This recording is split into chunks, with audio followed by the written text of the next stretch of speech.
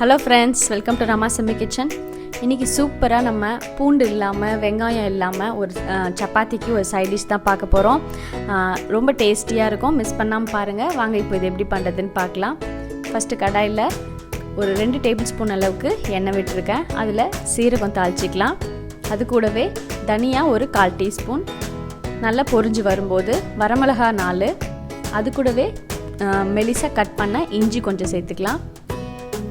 இப்போ நம்ம மசாலா வந்து தனியா பொடி ஒரு டேபிள்ஸ்பூன், மிளகாத்தூள் 1 டேபிள்ஸ்பூன், அது கூடவே மஞ்சத்தூள் 1/4 டீஸ்பூன் போதும். இது எல்லாமே சேர்த்து எண்ணெயில் நல்லா வதங்கினதுக்கு அப்புறமா பொடியாக கட் பண்ண தக்காளி ஒரு 1/4 கிலோ அளவு இன்றைக்கி நான் சேர்த்துருக்கேன். தக்காளி நல்லா வதங்கணும் நம்ம மசாலாவோடு சேர்த்து. அது கூடவே கொஞ்சமாக உப்பு சேர்த்துக்கலாம்.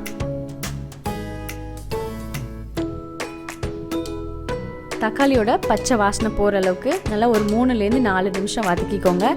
இந்த அளவுக்கு தக்காளி நல்லா வதங்கணும். இப்போ இது கூடவே உருளைக்கிழங்கை மஞ்சப்பொடி போட்டு நல்லா வேக வச்சு எடுத்து வச்சுருக்கேன் நான். அதையும் நம்ம இது கூட சேர்த்துக்கலாம். உருளைக்கிழங்கு சேர்த்துட்டு நம்ம போட்ட தக்காளி மசாலா எல்லாத்துக்கூடையும் நல்லா வதக்கிடுங்க. இப்போ 1 டம்ளர் அளவுக்கு தண்ணி சேர்த்து ஒன்று செய்கிற எல்லாத்தையும் கலந்துடலாம்.